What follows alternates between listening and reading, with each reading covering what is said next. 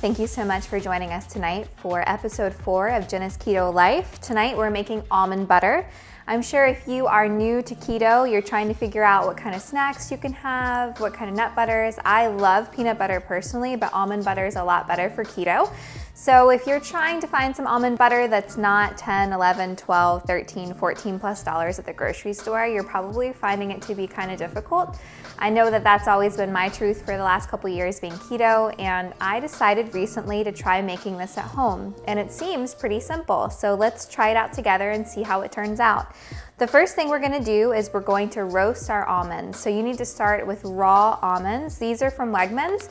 As long as you have like 3 cups of almonds, you're good to go for making your standard size jar of almond butter. So just go ahead and pour those raw almonds onto a baking sheet. We're gonna start with about 3 cups.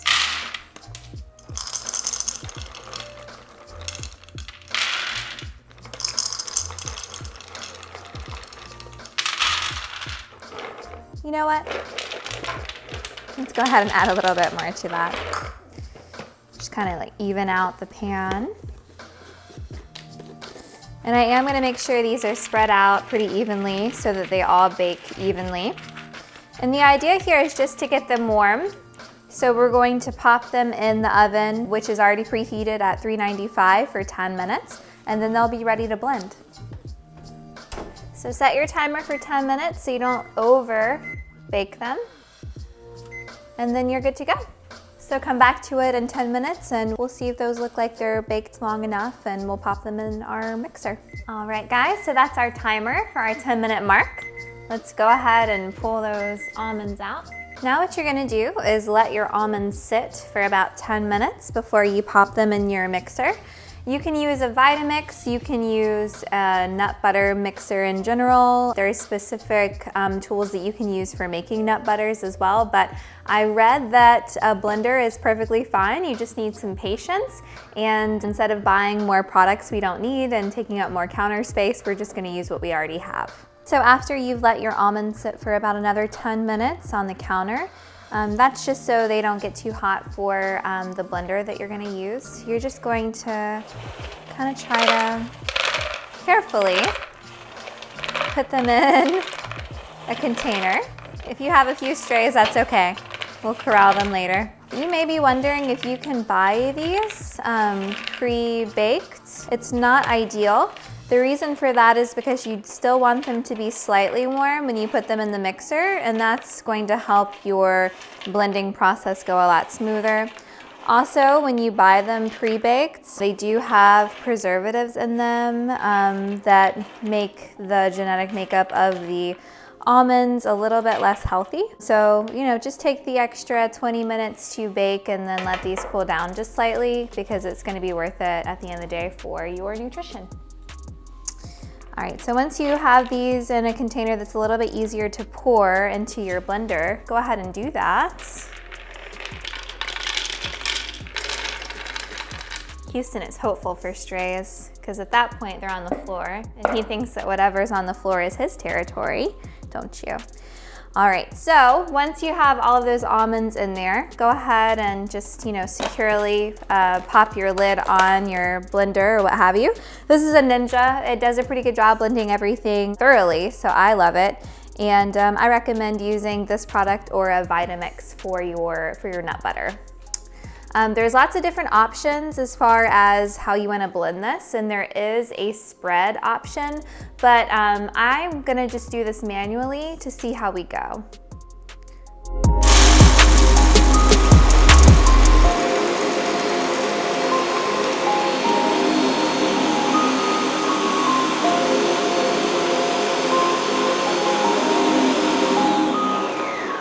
And you're gonna wanna stop this periodically, and once you see clumping happening on the sides of your blender, you're gonna use a spatula or a spoon or something where you can really grip the sides and get that mixture back to the center so that way it can continue to blend. So the goal here is just to not lose patience, don't lose hope, and just keep going until you see this mixture become creamy, okay?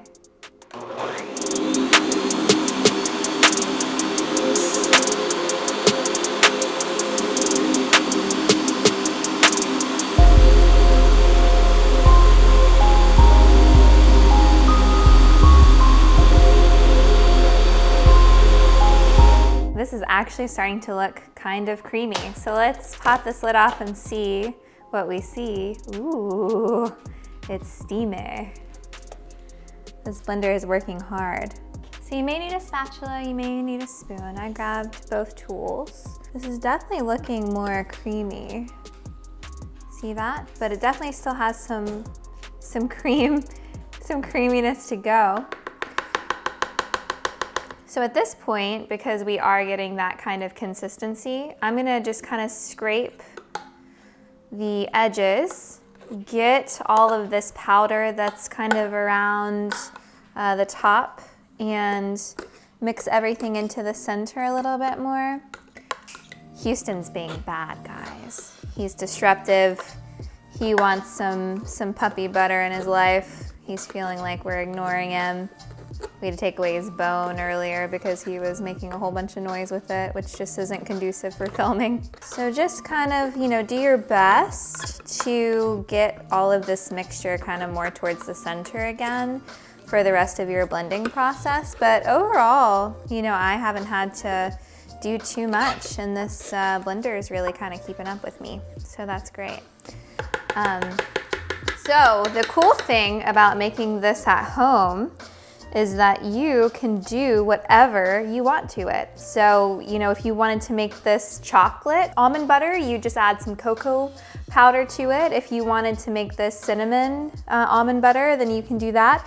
You can add some vanilla bean paste. You can do all kinds of things. But today, I'm in the mood for cinnamon, and I also have some specialty bitters I'm gonna add, and of course a little salt. I like my almond butter, nut butters in general, to have a little salt in them. So this is El Guapo. It's from New Orleans. It's bitters and it's chicory pecan. And it's like from a coffee roastery in Louisiana. And I think it's pretty fantastic. So I'm gonna put a few drops of this bitters in there. And I'm also going to put in some Vietnamese cinnamon. And I think that's gonna be pretty delicious. And if you like sweeteners in your almond butter, if you like honey or whatever, that's not keto, but it's pretty typical to have sweeteners in butter and almond butter in general. So you can go ahead and add whatever you want, but if this is gonna stick to keto, then you're gonna wanna use stevia, monk fruit, swerve for a sugar replacement. I recently found out that I don't have a good response to stevia in these replacements. I have decided to just have berries if I want something that's a little sweeter, but I support whatever works best for your body. I'm just trying something new for me to see how I feel. So I won't be adding any sweetener to this almond butter today. So once you have all of your ingredients in here, then you're going to go ahead with the blending process. I recommend adding about 1/4 of a teaspoon of salt to this mixture. And that'll be about perfect. And just keep on blending. I would say we probably have another minute of blending here together.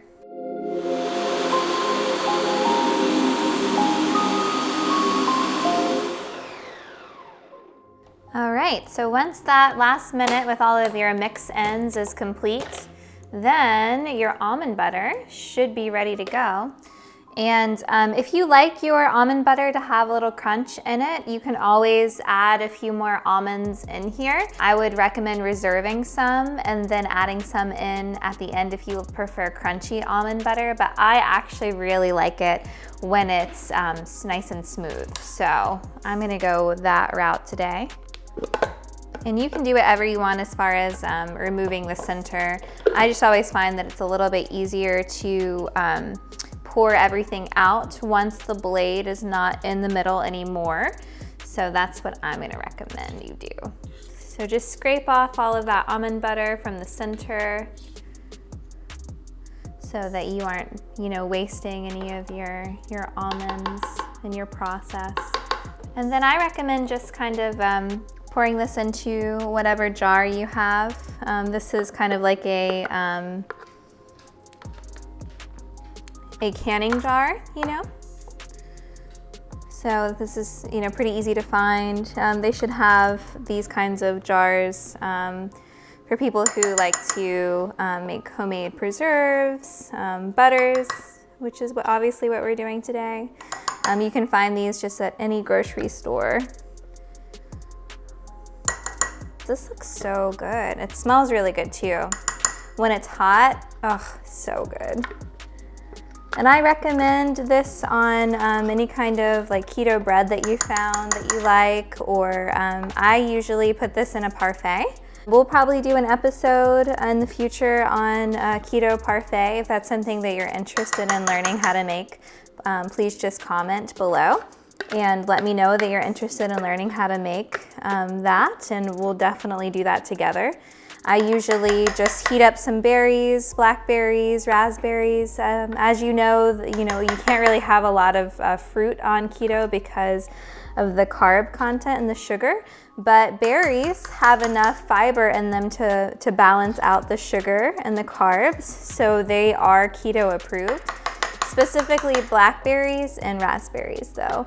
You can have strawberries, but you just can't have quite as many because they don't have as much fiber in them. So your homemade almond butter is ready to go. I'm definitely going to scrape out some more of that in just a few minutes, but look at how great that looks. It's nice and smooth. You can definitely see that this is worth the wait.